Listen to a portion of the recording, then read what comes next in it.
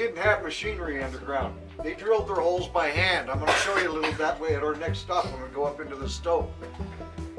They hired young men back in those days, these 16, 17-year-old teenage men, to push one car at a time out of the mine and dump it. They were called swampers or trammers. They weren't considered miners. That was the entry level underground in these mines. Later on, they brought mules down, and the mules were trained on the surface to pull 4 of these A cars. The A cars are 750-pound capacity, but they're 3/4 ton cars. They trained them to pull 4 of these. Now you got to understand that the miners all throughout the mines, they were set up into crews and shifts, and different miners got paid a different base pay. But the miners in the later days were paid $45 a day. The company set a standard for each one of those crews to move in a 2-week period so many tons of rock out of the mine. If they moved more than that, they got paid $10 per man a ton bonus. So they were greedy. They wanted to move as much ore out as they could. So every now and then they'd snap a 5th car on the back of that 4-car mule train. And when they'd stand the mule up and get him to pull it, and he'd hear the chain go tight on the back car, he wouldn't pull it. He'd just back up and sit down. They would not pull more than 4 cars. They said it was the first underground union.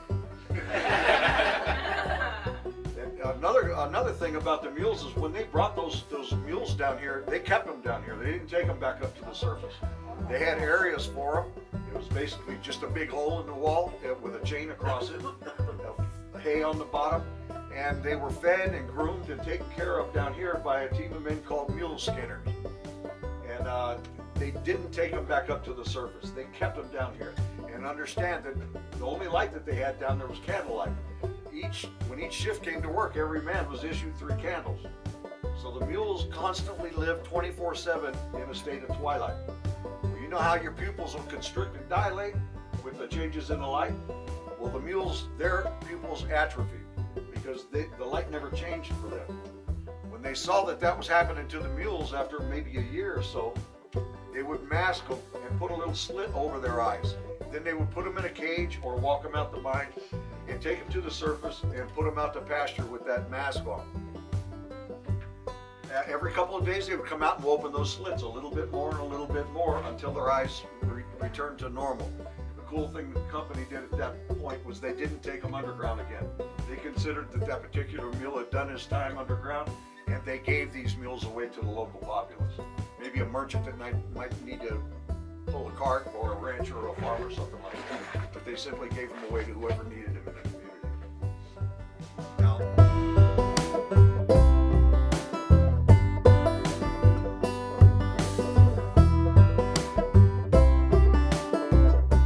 once they got everything set so they had a nice safe workplace, this is what they did right here. They spent the rest of the day doing this. Get all those holes drilled, 25, 26 of them, load 22 of them completely full of dynamite.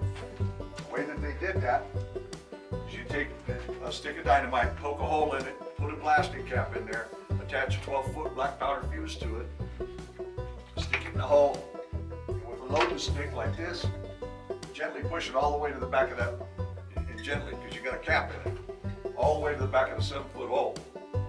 Once they did that to all 22 holes, they got 1 round of dynamite in there.